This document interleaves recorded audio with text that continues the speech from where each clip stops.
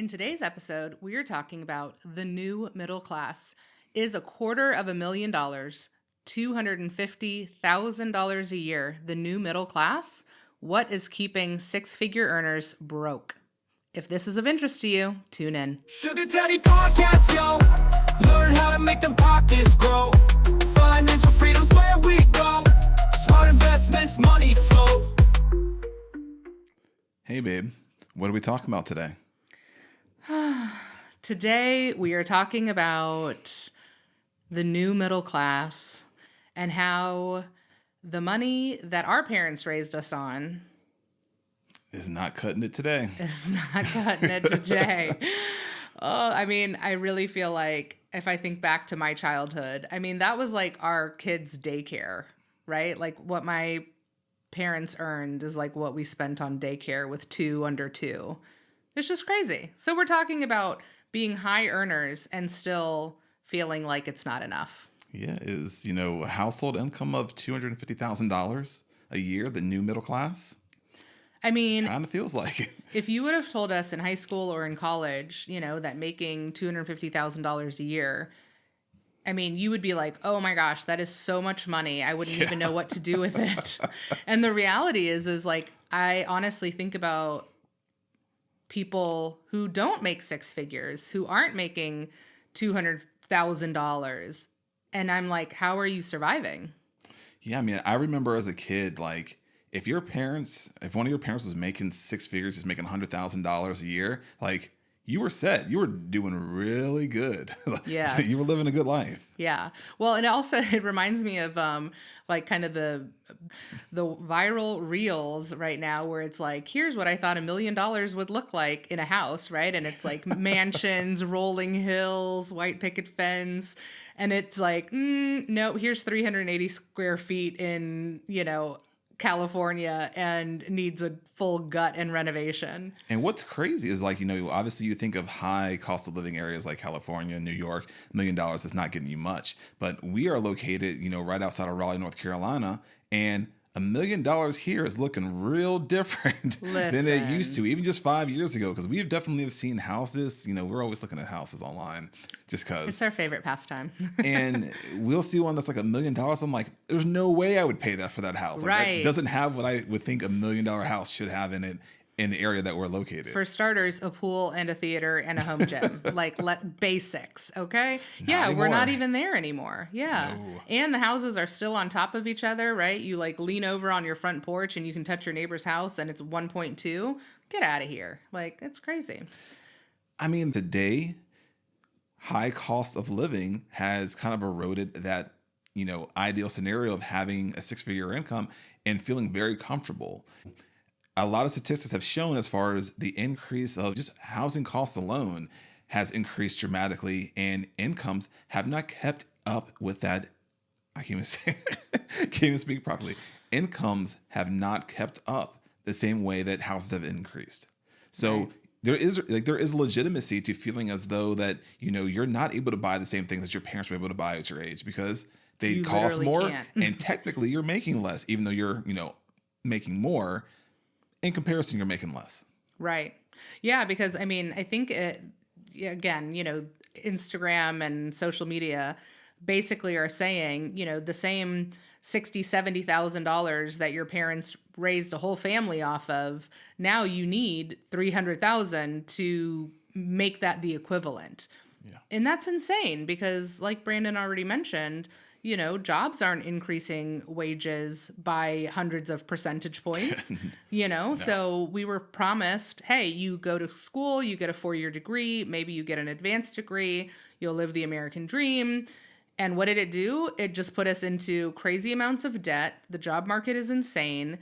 Corporations are laying off people every single time you get on the news or look at LinkedIn. It's like another mass layoff. And then using the money to do stock buybacks. Oh, don't get Brandon started on that. That's a whole nother episode. So it really is. We're just in this very, very strange time. Add on top of that, childcare costs, potentially, also helping take care of aging parents, moving aging parents into your home. We have several people in our circle who have family members in their homes that they are fully funding. So there's just nuance that we are dealing with as millennials, as elder millennials, that our boomer parents simply did not have to consider or worry about. And we want to, provide some legitimacy to the feelings that you have, because I definitely feel as though coming from the older generation, there could be some gaslighting and like, oh, look at how much money you make. Why can't you afford this? Why can't you afford that? I'm like, I'm sorry, Ron, you bought, your Not Ron. 4,000 square foot house 40 years ago and you paid $85,000 for it. Like now it's worth 1.5 million. I'm sorry. Not the same thing. Oh, not Ron. I was just trying to think of an old person name, and Ron was the first one that popped in my head. All right, we're going to leave that one alone. I think, too, there's something to be said for, there is that feeling of, man, I've made it, right? Like, I have the great job, I have the high income, I should be able to buy the nice things. I should be able to have the nice house and have the nice car and throw the lavish birthday parties for my kids and go on the expensive vacations. What are you seeing with your clients, like lifestyle creep and, keeping up with the Joneses? I mean, what's your take on that? Well, I do want to take a step back for a moment and actually, kind of break down the different classes in the sense of traditionally the class that you were in, the socioeconomic class, was based upon your net worth, which I think is very different compared to how we look at socioeconomic class now, because I think we more focus on cash flow. Okay. So what I've seen, from my experience is that there's a difference between having a high net worth and having a high cash flow. Yeah, because you could have a high cash flow and negative net worth. And vice versa. Right. So, I have clients that have high net worths, but they feel the struggle because, on paper, they're multimillionaires, but they're not bringing in $1 million a year. So their cash flow is very different. These are people who, maybe for the past 20 years have had, decent paying jobs and have been doing a lot of the right things when it comes to their finances. And they have a lot of money saved up and they have a lot of money in their retirement accounts and stuff like that. But they're not bringing in a bunch of money on an annual basis that like, I'm not bringing in $500,000, $600,000, $700,000 a year on an annual basis. And with the increase of cost of goods, they're feeling it as well because most of their money is in accounts that, are earmarked for retirement. So they really can't touch them per se. So are you saying that they feel, even though on paper they're fine, they feel poor? I have clients that have net worths of $2 million and up that are, in their mid 40s and they don't feel like millionaires. And I can understand how that, because a lot of that money is, like I said, in accounts that they can't use currently right now. And the money that they have coming in on an annual basis from their income isn't several $100,000.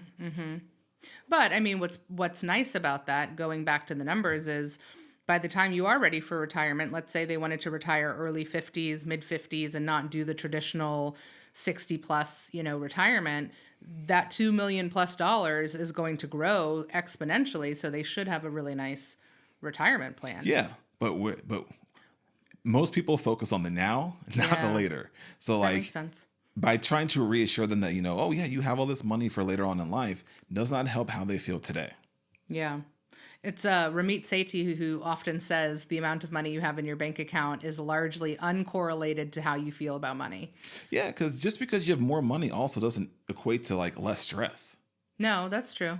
I would honestly say often more money, sometimes more stress comes for a lot of people. Now, if you do it correctly, I think it can definitely decrease your stress, but I think a lot of people don't do it, quote unquote, the correct way. I mean, wasn't there a song about that? No money, more problems. I don't even know if we can sing that anymore since, who was canceled. Yeah. So Okay, yeah, that's true. They need to AI his like verse out and have somebody else do it. I know, it's such a good song. Ugh.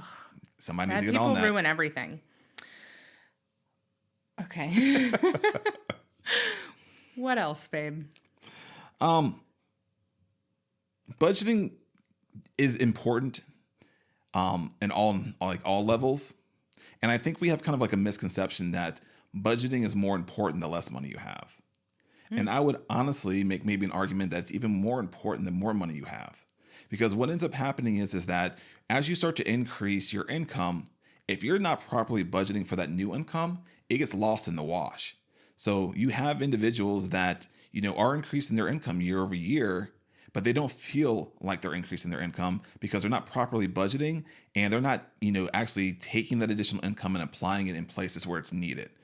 It's probably just being spent on frivolous stuff, possibly, or, it might be, honestly, sometimes people put too much in certain savings areas as compared to maybe what they need as a monthly cash flow. So there's a lot of reasons behind it, but budgeting is important regardless of how much money you have. And like I said, the more money you have, normally a little bit more, attention you got to pay to it. That's true. Would you say, based on your clients and how you've worked with people, for the last decade plus, that the people who have the smaller incomes are actually better at budgeting? 100%. Yeah. Because obviously, there is an aspect to the less money that you have. You do have to make sure that, each dollar is being stretched as far as possible because you have to do this in order just to make ends meet. Right. And so sometimes people think that, I make a certain amount of money. Like I shouldn't have to pay that a close attention to it because I should have more than enough. And it should get you, doesn't get you anywhere. You actually have to put in that work and make sure that you are allocating each dollar that you have coming in to a purpose that works for you so that you don't have that money that gets lost in the wash as you make more money. Right. And I think, too, there's something to be said, figuring out how you want to budget. Is it going to be on paper? Is it going to be on an app? I mean, back in the day, we all had the paper ledger with our debit cards, and we were keeping track of... No. You weren't doing that? No. So how did you know how much money you had? I looked online. Back in the day? We didn't have like the apps and stuff like that. So I think the difference between you and I is that I'm thinking of like college. No, I'm thinking like high school. See, in high school, I didn't work like you. Okay. I was playing sports. Yeah, and I've worked my whole life, so there's that. Yeah, no. In college, you could hop online and look at it. Okay, well, in high school, when I was working at the Publix and the Old Navy, I had my little ledger and I wrote down, hey, I went to Subway and bought a sub and that was $4.35 or whatever, and I subtracted it. Yeah, I didn't do that. Okay. Well, I was a hardcore soccer player, believe it or not. And so I was playing soccer and not working. He was living the lavish life. Look where that got me. Nowhere. Well, what I was going to say is I think we've gotten away from, because everything is swipe, swipe, swipe, we've gotten away from actually looking at where our money is going. And if you're not intentional about really figuring out, well, where is my money going, right? Oh, I'm popping into this store. I'm popping over here. Oh, it's only $5. It's only this. It's only that. And you do that, 5, 6, 7, 8 times a week. The only $5, right? It adds up. It adds up really, really quickly. And so seeing the numbers in black and white and really understanding where is my money going every month is really important, especially because, I know this is for us too. You feel like you're doing good. You feel like your money's right. And then boom, you get some 4-month-old medical bill from when your son decided to run into a metal pole at brunch, and you spend 6 hours in the emergency room and walk out with 6 stitches later. And then you get a bill from... I think it was 7. Months. Oh, was it 7? Yeah. From months later. And you're like, I thought we were done with this. Where is this random bill coming from? And so things like that happen all the time. And it messes up your money. Side note, there has to be a simpler process for medical billing. There's no reason that I go to a hospital for something and then I get 8 separate bills from 8 separate people from separate all the places. Different providers. And also with it's various time frames. Like you get one right away, one 4 months later, one a year later. Like I know you guys. They were contracted. I know there's a simpler way to do this. Like we put people on the moon. Like come on. I know. That's a good sidebar. This is what Doge. This is what you need to work on. One system for all simplify this, medical please, Elon. practices. Ugh, don't mention his name in our episodes. Okay. So cash flow, really understanding where your money goes, managing it, planning for those expenses, planning for the summer camps, the track out camps, the birthday parties. I said this in January. January is the best time to start saving for Christmas. Why? Because you can look back at what you spent and it was probably more than you anticipated. Because I know even though we only did quote unquote stocking stuffers, we spent more than anticipated. And so you take those numbers and then you divide it by 12, and then that's your monthly budget for how you can, save throughout the year for Christmas versus looking up after Thanksgiving and saying, oh, shoot, I don't have any savings. And now I'm going to start putting everything on a credit card. So, again, it has to do with really understanding where's your money going, what's coming in, what's going out, and what do you want to plan for. And also, I think one of the biggest things that happens to, the 250K, area income households is that you have the lifestyle creep, but then you also have like what's called the invisible inflation. And these are the things that you don't necessarily realize are, causing more money to come out of your pocket. But for example, your circle that you are, your circle that you're in, you might start to do like things. Your social circle. Yes, your social circle. There you go. Words elude me sometimes. Words. But your social circle also sometimes dictates what you spend your money on. So, for example, the one that I can often think of is like we at one point in time had our daughter in a private school. And you hang out in that private school circle and you start to, do things that other private school parents, kids do and stuff like that. Like all the different activities that you may be putting your kids in at one time are not cheap. They don't need to be in 6 activities. So like you start to spend more and more money. I mean, like we have friends of ours who their kids are in dance and like competitive dancing, and like they've told us they're spending like $30,000 plus a year on dancing. And as my brother and I grew up playing soccer. And for those that don't know, soccer is not an inexpensive sport to play. So I remember like how much it would cost at that time for each of us to play soccer. We had our club teams that we were playing on. And then during the summers, we'd travel overseas to play in tournaments in Europe. So like a lot of money. In where? Europe. Oh, okay. There's a few words that Brandon says that I always make fun of. Europe is one of them. Europe. It's just a quick way to say Europe. Anyways, all those things can start to really add up. So you really need to be intentional about like, hey, am I doing these things just to show off for my peers? Or am I doing them because I genuinely believe that we enjoy them as a family, my child enjoys them? Because often I see sometimes like kids are in like 5 or 6 activities. And like, does the kid actually, and the kid's like 7, does the kid actually want to do that activity? Or does the parent want to do that activity? Because I know that I've had to check myself from like, I had large visions and dreams of my daughter and my son being soccer players that end up playing for the U.S. national team. I had the whole Nike ad like already in my head as far as like both of them, first brother sister duo playing on the national team. This is a real story, you guys. I just want to be very clear. I even like the last World Cup when Ashley was little, I put one of USA jerseys on her and took a picture, and I was like, this is going to be the Nike ad in the future. This is going to be on the Nike. Yes, it was a whole thing. We've literally talked about this multiple times. I love my daughter to death, but I don't think sports are in her future. It's not happening. And she doesn't have an interest in it, which is perfectly fine. But I also had to check myself and not trying to force her to do things that she's not necessarily interested in doing. Hey, Misty Copeland didn't start dancing until 13. So I mean, we have time. She could literally like wake up one day and become the superstar you've always dreamed of. I mean, I'm going to support her whenever she wants to do whatever her talents are at. Yes. But all this to say is that I had to check myself in regards to putting her in soccer because we tried it.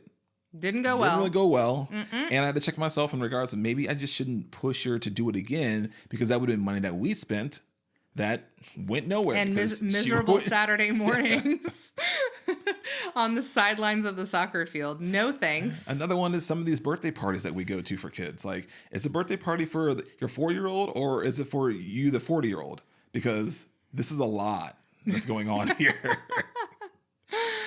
But we appreciate the goodie bags. I appreciate the extra beverages at some of these parties.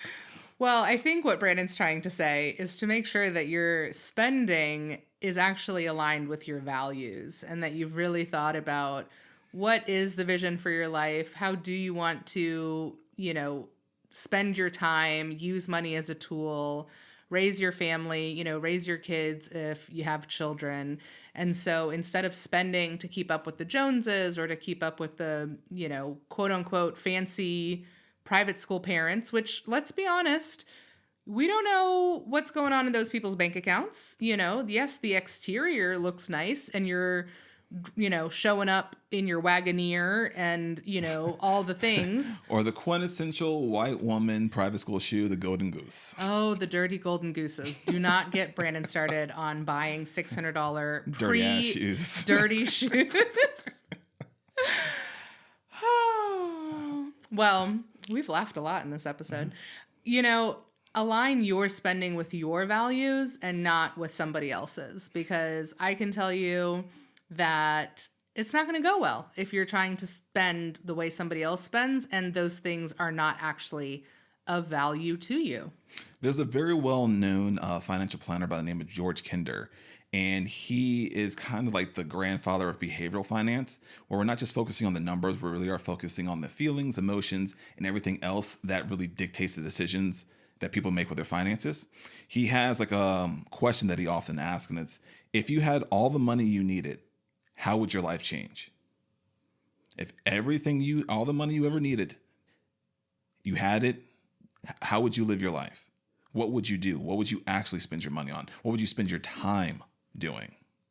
And even though you may not have obviously all the money that you need, doesn't mean you can't start doing the second part as far as spending the money on the things that you want to do, spending your time the way that you would like to spend it. Yes. Well, time is so fleeting, right? The older we get, the more we realize, wow, like tomorrow is not guaranteed. Where does the time go? I mean, there's never enough, right? At the end of every day, I'm like, I need 3 more hours. I need 3 more hours. I mean, there's just literally never enough time. And as we've gotten older and we're using money as a tool, what I can say is I think the wealthiest people, the truly wealthy, their benefit is that they can use their time for what they want, right? They can go on that random walk on a Tuesday, sit at the coffee shop and people watch. They can take the random flight to wherever and go on a random vacation because they're not beholden to PTO or their schedule or somebody else's schedule. And so I really do think time freedom is a real sign of wealth because time is precious and it's priceless. And I was telling you the other day about a podcast I listened to, and it was very interesting. They were saying, if, Warren Buffett, multi-billionaire, but he's like 94, he's in his mid-90s. He old. Yeah. So if you were to, somebody, you say you value having a lot of money, would you trade places with Warren Buffett? Would you want to be either a 40-year-old doing okay, or would you want to be a 94-year-old billionaire? I know personally, I don't want to fast forward to being 94, even if I'm a billionaire. No. And I guarantee you, if you gave Warren Buffett the option, he'd go back to being 40 again. Warren, if you're listening to this, hit us up. Give us your answer. Let us know. It reiterates what you said. At the end of the day, you don't value the money the most. You value time and the freedom to do what you like to do with your time. Yeah, absolutely. So what are we leaving our listeners with today? What's a call to action? Well, first, you look to define what is enough for you. What is the type of life that you want to live? How much do you need to live that life? What do you need in order to make that vision of your ideal life happen? Because I know that I have run into scenarios where people have no definition of what they believe is enough. You'll ask them, how much money do you want to have? Enough. What is enough? I don't know. But even people who we've spoken to on the podcast and off, they thought a certain number was enough. And then come to find out that less than that was actually more than enough. And it wasn't worth the extra travel or the extra meetings or the extra time away from family. I would almost argue that enough is not a dollar amount. It's a state of mind. Oh. Because like you said, we've run into people where And then you can't quantify it. You have to define I think you just have to define it for yourself, not necessarily using a dollar amount. Because, for example, I've listened to many podcasts where someone's like, oh, I want to have $1 million. I want to get to $1 million. It's still not enough. I want to have 2 million. Oh, they finally get to 2 million. Yeah. It was still not enough. Or once I have $1 million, I'll feel secure. And then it's like, well, technically you have 1.4, but you still don't feel secure. So then it's not about the number. It's not. And often too, you have individuals that just kind of get in that cycle where if I can earn more, I'm just going to earn more. And they just keep doing it and doing it and doing it. And it's not really bringing them happiness. It's not necessarily leading to the life that they want to live. And honestly, they're just kind of going through the motions. Yeah. So you really have to decide for yourself what is enough based upon how you want to live your life. I mean, I think that also goes back to what you often say, which is money is a tool. So how do you plan to use your money? And then how does that translate into being enough, right? Maybe is it once a month vacation? Is it once a quarter vacation? Is it the home upgrade? Is it the car upgrade? Is it the fancy private school? Like, what is it that is going to make you feel like, okay, I'm good now? Yeah, that's aligning your spending with your values. Right. I, Value-based spending. I'm not just doing this for optics. I'm not trying to keep up with the Joneses or the Instagram Joneses, whatever it may be, but really deciding between, whether it's you as an individual or you with a partner in your family, what do you guys really value, and making sure that that's what you're focusing on spending your money on. And all the other stuff that, doesn't bring you joy, don't waste your money on it. Like, once again, if you don't have a bunch of money, you probably don't need $600 dirty shoes. Just saying. I'm gonna die on that one because I don't understand it. I think sometimes, side note, sometimes I think they're really just messing. Like some of these high-end companies, I really think they're just messing with you. And by you, I mean white people, because black people don't buy dirty shoes. But I think they're just messing with you to see how much you can spend for some nonsense. Because I've seen some things out there. I'm like, there's no way this is a $1,000 shoe. What?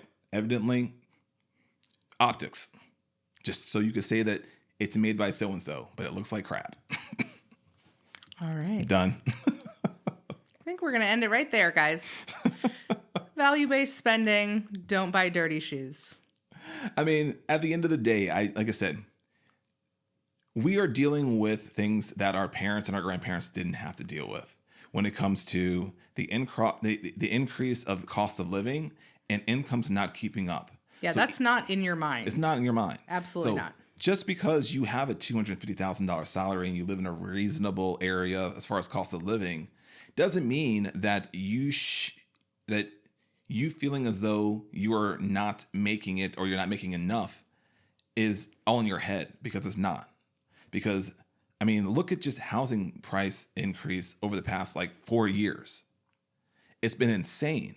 So I feel sorry for anyone that's trying to buy a new house that's, has never purchased a home before and they're a first time buyer putting money into the market, because it's insane what you have to put in for just a starter house nowadays in a lot of areas. Right. Well, and the competition, and then people bidding, way over ask, and the crazy due diligence on top of the 7% interest mortgage rates. I mean, it really is just soul crushing right now. I don't have a solution that's just going to fix all that for you. But the things that you can focus on, once again, is that, one, understanding your budget. Just because you're making a good amount of money doesn't mean that you should not be budgeting. Yeah. And budgeting is not restricting what you can do.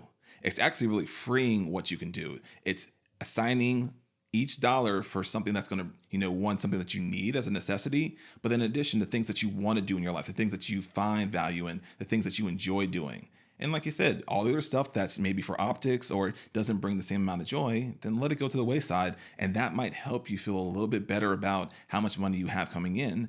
And, in an environment where things are, not getting any cheaper. And right. With this administration, buckle in, because it's probably going to get worse, because we all know that those people up there are not competent. Yeah. And I mean, the tariffs, that's going to trickle down to us and the consumers. And we're already, experiencing the corporate greed, and, everybody keeps saying inflation, but I think a lot of it is actually just corporate greed, right? Yeah. Because if you really dig into the numbers, you can see that the cost of goods up to this point haven't increased enough to justify the raising of the prices, which is what inflation would have been. But this is really just let's just get as much as we can out of each consumer, while the, CEOs and the C-suite are making, $30 million a year and getting their 512% bonuses, et cetera, et cetera. So yeah, and at the opposite end of that is the stagnation of income increasing. Yeah. So, putting that squeeze on employers, large corporations, to pay their people a fair salary. Yeah. Well, and a 3% increase, unfortunately. It's not a bonus. That's just keeping up with inflation barely. Barely. I mean, if that. Yeah. So Hello? like, oh, I got a 3%. You got a 3% raise. No. What was your raise? CEO, what was your raise? Let me know. You tell me that I should be grateful for my 3% raise. Let me know how much money you made, how much your salary was increased. Yeah. Then we can have a conversation. Yeah. All right. This is feeling like we're going into a rip and rant. Thank y'all for listening. Just remember to control what you can control. Look at your cash flow, budget, look at your money, align it with your values. And if you need help doing that, you know where to find Brandon. His link for scheduling is always in our show notes. And if you enjoyed this episode or any of our episodes, please leave a review. We ask this every single time. It helps get our podcast in front of other people who are looking for this information. And we will talk to you soon. Sugar Daddy Podcast, yo. Learn how to make them pockets grow. Financial freedom's where we go.